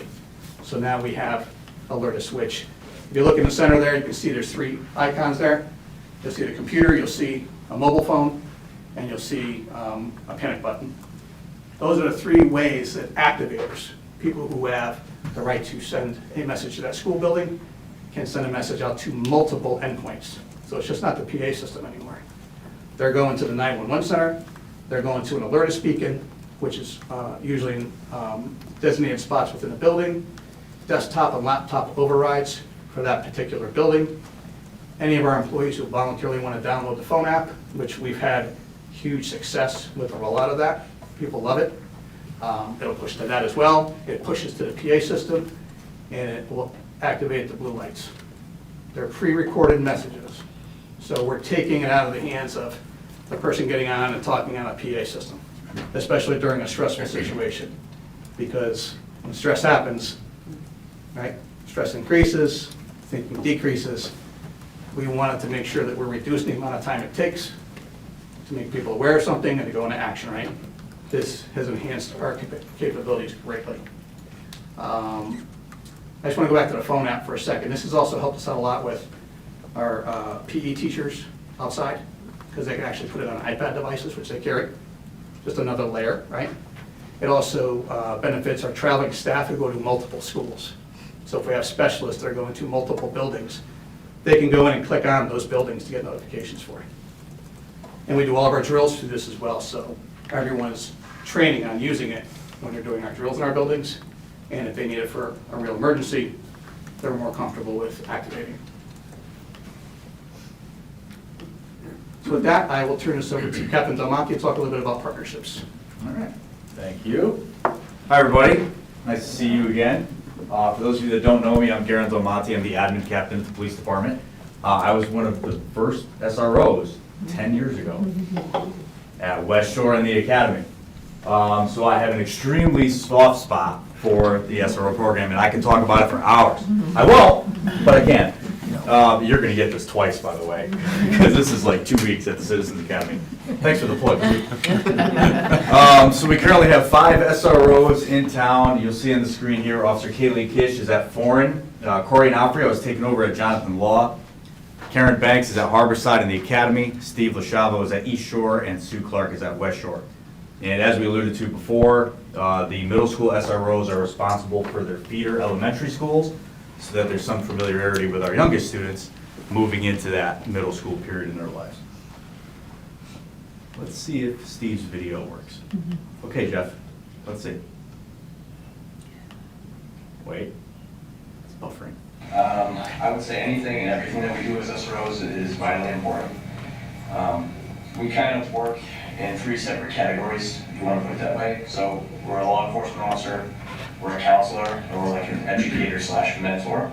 So we play 3 different roles in the building. With those roles, I think the most important thing about this job is relationship building. And that's not only with the administration, the staff, the faculty, but it's with the students, it's with their families.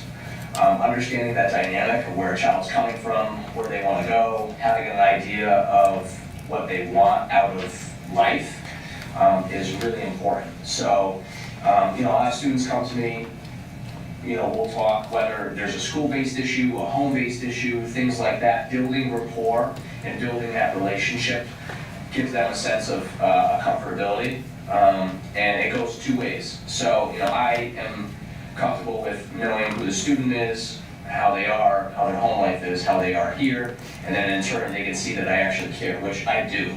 I really value every child that's in this building, and being a dad myself, it actually makes the job a lot easier. I view all the kids in this building as my own, because my job here is to protect each and every one of them. I don't think I could say it any better. So my wife is also a teacher in district. And whenever I would talk about being an SRO, I would always say, my kids, my kids, my kids. And she always called me on it. She's like, you realize what you're doing. You're so invested. And they all do it. They all say, these are my kids. And there is a relationship element at play for the SROs that is just untouched in most other communities.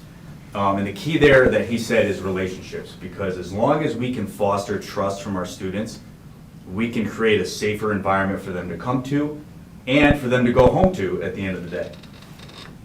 So for training, our SROs are actually nationally certified. through the National Association of School Resource Officers. It is about 120 hours of basic certification. So they have a basic and advanced course, which basically tries to teach a police officer how to function within a school building. It is much different than being on the road. So that's the goal of those classes there. Crime prevention through environmental design is basically a class that teaches us to look at the school environment, the layout, the physical barriers, and what we can change, what we can modify to make the school a safer structure. Adolescent mental health training, school-based law, active aggressor preparedness. We do some autism awareness and understanding students with special needs, understanding the teen brain, developing relationships with diverse students, some more implicit bias training. We did a microaggressions training recently as well. We do restorative practice in conjunction with the district, mental health first aid, and behavioral threat assessments. We also have the SROs and our social workers at the police department do training in tandems on trauma-informed practices. So that's been very successful as well. I talked about the connections. We provide direct and immediate intervention to students enduring an adverse childhood experience. We are constantly talking to members of our school communities and security teams and admins. I joke that Jeff and I talk to each other more after work hours than we talk to our wives. We are on the phone all the time. And we have effective partnerships with the fire department, with the health department, Clifford Beers, Bethel, Bridges, DCF. So the relationships, I will tell you from experience in this community, are the envy of communities around us. It is definitely something special here. I won't bore you with too many numbers. I had originally like 4 slides of data, and then I said, they probably don't want to see all that, so I'll reduce this. In 2012 and 2013, we were called to the schools here in Milford 712 documented times. No SROs were in the buildings yet. We made 28 arrests. I don't have any data on diversion, so I don't know if there was any diversionary data at that point. So that means 4% of our calls to those schools resulted in an arrest, 4% of the documented incidents. Doesn't sound like a big number, right? Moving into when SROs are brought into the school in 2013, 2014, there were 597 documented calls for service with 27 arrests. So I dug a little deeper in that just to see what the SROs were actually responsible for. And the SROs were responsible for 520 of those calls for service with 13 arrests. Whereas the previous 77 calls for service resulted in about 14 arrests, which is an 18% arrest to documented call ratio before the SRO got there. Basically what I'm trying to tell you is we doubled and tripled our contacts with the students. Our contacts, our exposure, our conversations, and arrest numbers went way down. We're averaging less than 1% to 0.7% of arrests per contact, documented contacts. For context of our contacts, we document everything. And we actually probably underplay it because the SROs are talking to kids in the lunchroom, in the hallways, they're guest speaking in classrooms. They have an open door for their office. Kids flood in their office all day. Maybe partly because they're avoiding class time, but I digress. They are in the office talking to the SRO all the time, which is great.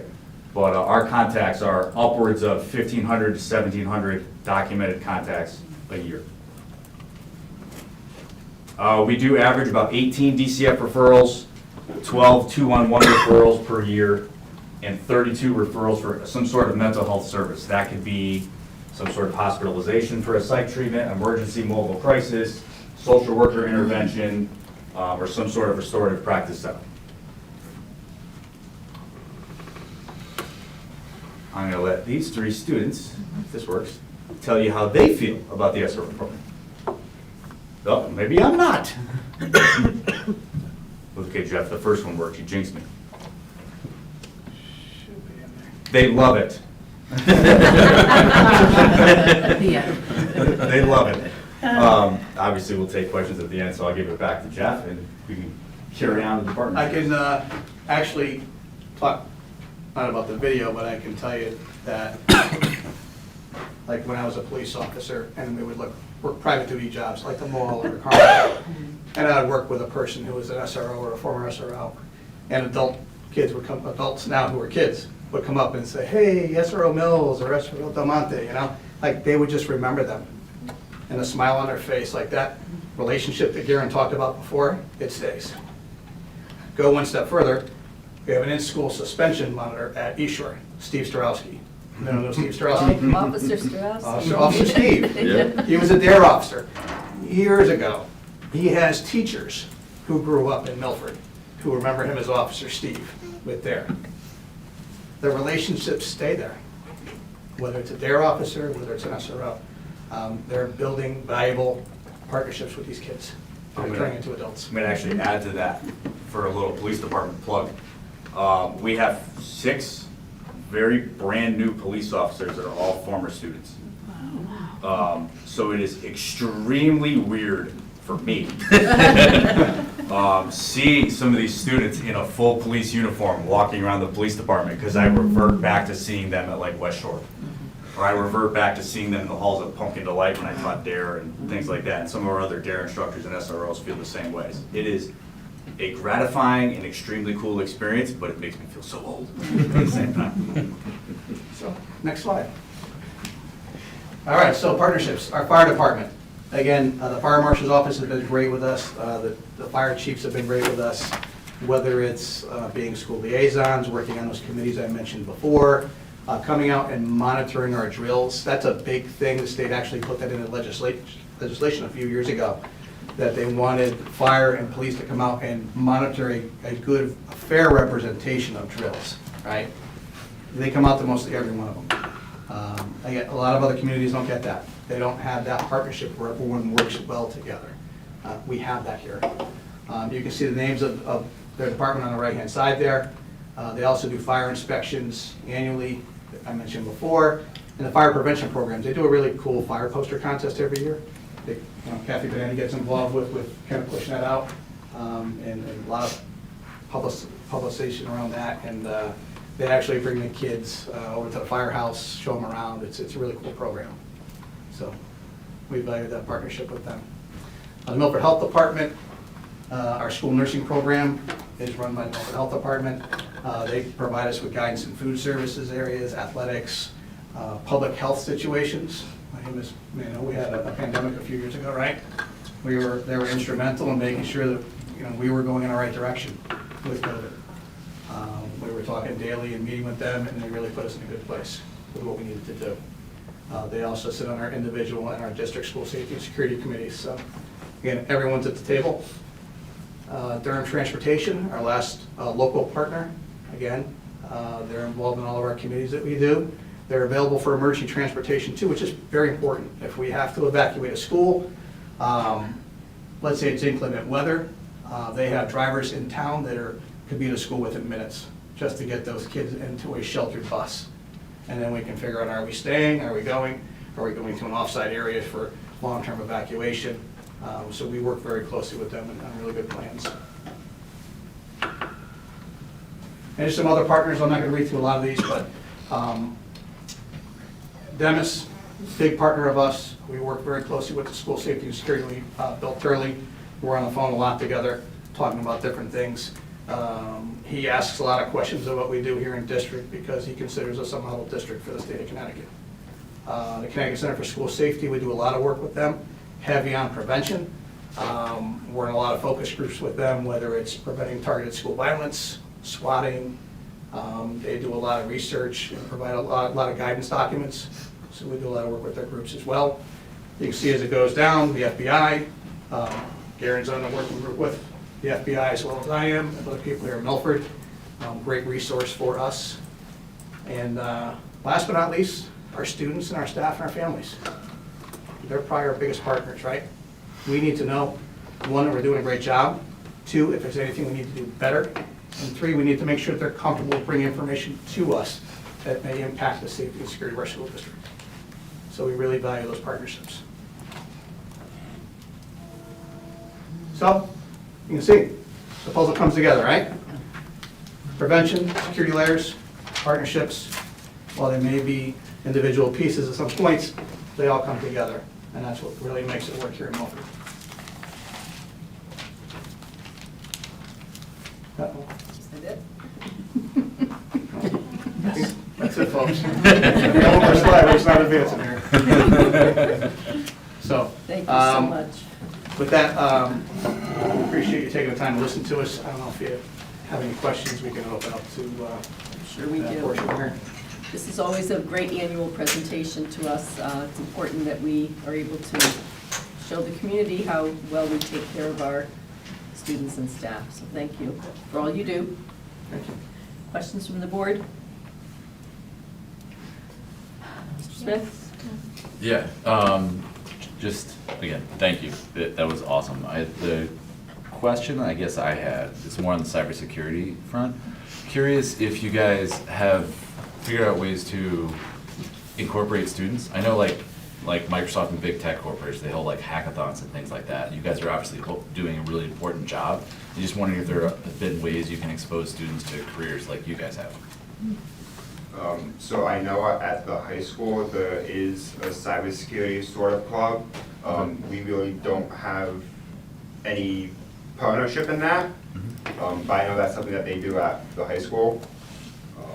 Other than that, Yeah, we haven't really gotten students involved yet. I know our, we have the help desk at Law and Foreign, and I know they've done a couple things, but we haven't really been involved with them. But it's a great idea, and we will definitely be doing that. Awesome. I like the tie, by the way. We were all going to wear that, actually. Next time, maybe you can coordinate the ties. Other questions? Ms. Preet? More so comments. I recently was looking up one of my parents' obituaries. I plugged in the last and my maiden name, and what came up, because I used to have my maiden name in my Facebook profile, was a comment read back in April of 2013 on the SROs. And I always remember it was never in response to Sandy Hook. This was already in place. It wasn't a reaction. It was already something we were being ahead of the curve. And I remember talking to parents and talking to Chief Mello at the time. I know I'm dating myself, but there was such angst about having armed police officers. And I would talk to Chief Mello and I'd mentioned, can they just be dressed like a detective, with the shirt and the, but also obviously have a weapon. And there was such a good case for why they should be a fully dressed police officer. And it took a lot of communication, it took a lot of education, these parents who were really kind of scared to have an armed police officer in their buildings. And then over time, you definitely lived up to that partnership role. And I just remember also, they truly are integrated into the schools. I've seen it. I had a job in the schools last school year, and I happened to be at East Shore, and it was Lashavo, and his presence was just these kids. They're goofing around. These guys, especially boys, and they're tapping the top of the archway, and then all of a sudden he comes walking there. And it was just a nice presence, right? And they kind of keep themselves in check, I think, knowing that there's that little bit of little extra eye on them, yet at the same time they're approachable, I think, and they really have integrated themselves. So I've always, been a proponent of it. I've watched it evolve, and I just think it's such a great program. So I want to thank you for that. And I meant to write a thank you or a note to the police commission, and again with that experience that I had at East Shore, knowing that it really does, it's just a great program. And I also think too, when we had the issue with the bike life down in Milford Center and the kids on the bikes, it was always a summer thing, right? Because once they started the school year, the SROs, especially at the middle school, Harborside was a big part of it, it really kind of stops, because someone would give someone's name, the next day the SRO would find out about it, and they'd talk to the kids that, no, you're not going to be doing, so that bike life stuff stopped really when they were back in school, because the SROs were right on top of it, knowing the kids who were doing it, So that was always just get these kids back in school, it won't be a problem. So, but those are really my questions, but I've always been, admired the SRO program. Yeah, and they're really deep-rooted relationships, and it goes back to your commitment, one of your commitments as a board, right? Yes. I will say, Garen, I don't know if you want to talk about the Bike Life group, like they went one step further with that. I don't know if you want to speak about it, how you guys kind of got involved with the kids in the summer with the SROs. Yeah, we were always doing certain different initiatives during the summer, especially now, like, we moved into like beach season. Okay. So all the SROs are either doing like bike safety classes or bike safety courses, and they're on the bikes too, downtown and things like that. So now we have them at the beaches. So when all the kids go to the beach after school or whatever the case may be, the SROs are now the celebrity. So I'm sure as everybody's seen, when the SRO is around, the kids flock to them, and they continue to do that, and that's what played a big part in deterring the bike life, is that coaching element that the SRO possesses, right? The kids almost don't want to like disappoint the SRO, because there's like that coach aura over them. So through the initiatives with them and putting them out there and making sure they're exposed, it has great effects. It just kind of goes one step further, right? Because people don't even know about what they do. Right. Again, thank you, and most importantly, just thank you as a board for your support and everything that we do, because we wouldn't be able to do this without your support as well, so thank you. I have a question about, just to go back to the SROs, the slide with the data. Yes. Could you just talk a little bit about the number of calls? Because it seems to some people counterintuitive that the calls have increased over time. And right, and that was one of the things when I first started keeping the data. You see that jump and you go, oh my God, what's going on in our schools? And that is not really the case. So we keep, our computer system has what's called nature codes. So we keep track of like breach of peace and disorderly conducts and motor vehicle accidents, but we also track SRO activities, which is an extremely broad category to encompass restorative practice and conferences and guest speaking and meetings and school security meetings and school security studies and things like that. So the SRO is constantly doing something, and we wanted to make sure we're documenting what they're doing, so that's why you see that uptick. Okay. So if a student comes into their office and says, hey, can I talk to you for a second? We will make a note of that and document that as a contact. Okay. So that's where that uptick came from. so I imagine the important thing to look at is how the arrests have declined. And Right. that last number, which is under 1% now, is so much lower than what it used to be. Yeah, and we've reintroduced the diversion program as well, so that steers even more kids away from the juvenile justice system and has a more restorative approach here in town that they can buy into. So that's why that number is continually going even lower. Okay, thank you. Ms. Doyle? Thank you. Thank you for the excellent presentation. Cybersecurity, one of the, learning about that last year, I just commend you. The hardest part is the person sitting in front of the computer. That's the, how do we teach that, which I think is true of all of these situations, is how do you interact with people. But that's it for cybersecurity. Thank you. Back to the arrests. Just because I don't know, what is the minimum age of arrest in the state of Connecticut? And what do we practice in Milford? It's 7. Okay. But you're not gonna see that. Okay. Like, that's what I'm like, gonna tell you that. What are we kind of like focused in high schools, or are we like where are we kind of? It's more concentrated to the high schools. Okay. And I will tell you that if an arrest occurs, it's because it had to. Okay. Because we had no other holistic or restorative means to travel, whether it be some sort of violence or incited violence or, threatened violence, anything like that. Right. So there is some, I want to say, discretion in terms of our younger kids, where can we get them into a program? Can this be a restorative setting for them? Can they learn from this so they don't do it again? Right. So the arrests you see now were, unfortunately, necessary. Are necessary, but it's good to see that they're such a lower rate in comparison to the size of the school and incidence rates and things like that. So thank you. Of course.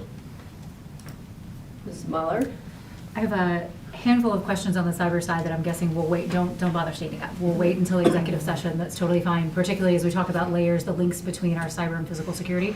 Because obviously there's a lot that can go on there and that I'm hoping does go on there and that we can talk about as we shift over. So I think that part's pretty critical in how it all feeds into incident response planning and alerting and reducing that response time that you were talking about. And just putting that out there, some of those questions. So have them. Not going to keep asking them. Ask them later. Anybody else? Yes. Oh, sure. Thank you. One of the things that the bike question triggered my memory.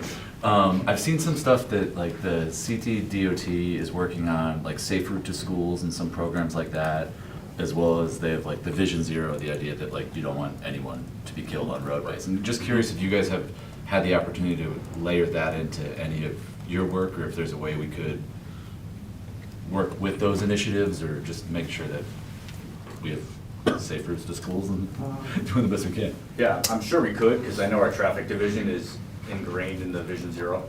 Okay. You know, and through comprehensive traffic studies that they do for new construction or construction downtown, where traffic mapping is different, you know, all the things like that. So we could probably certainly bring the SROs into that fold and start looping that together. Yeah, because that'd be great. And it was looking, a few weeks ago when I was looking doing, like the Milford, the Plan of Conservation Development in 2011 had like one reference of safe routes to schools, but then the one that came out last year, it wasn't there at all.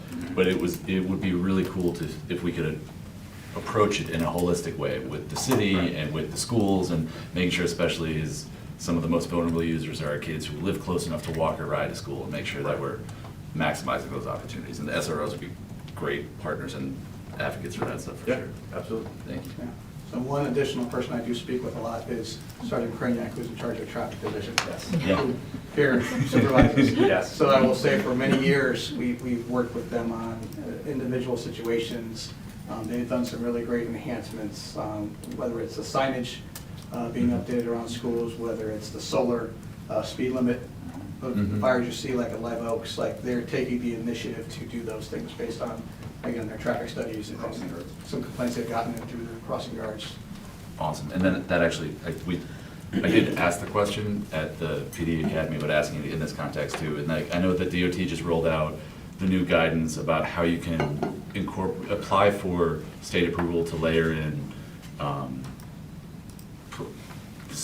automated speed enforcement cameras in school zones and other places, and just want to make sure that that is a conversation that we're having here too, and making sure that we're utilizing all the tools legally available to make sure we reduce the chances of humans behaving recklessly, especially around our schools. It's a good way to put it.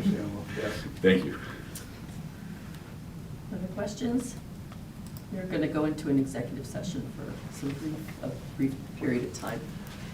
All right. Do you have a motion, Ms. Wolf-Boynton? I do. Motion to adjourn to executive session for school safety and security matters. Dr. Kataya, Sean Brennan, Louis Giancola, Tyler Lemire, and Jeff Nielsen are invited to the session. Second. Mr. Fermender. All in favor? Aye. Any opposed? Okay, 9:08, we'll go into an executive session. Thank you. We're going to move to the conference room. We're going to be upstairs in the reading room this time. Upstairs? The reading conference room. So you walk up the steps and it's right across the hallway. The door should be open. Ms. Griffin, note for the record that Tom is absent because of the We do have to come back here to adjourn our meeting, so. Yeah, true. Usually I leave all my stuff, but since we're going upstairs. I have, what did you say? Let the Italian culture down. I have nothing to do. No, he's not going. Oh, he's not going? Yeah, what is it? And I what's up with that? He didn't make the cut. I guess not. No cooking. I didn't know cooking. Sorry. I don't think my No, we want you guys to go. See y'all Nice job. later. Wendy, Nice nice job job. tonight. Thank you. Good job, team. I do. No. Sure. Nope. We intentionally put this at the end so y'all can go. Especially you. Your long drive.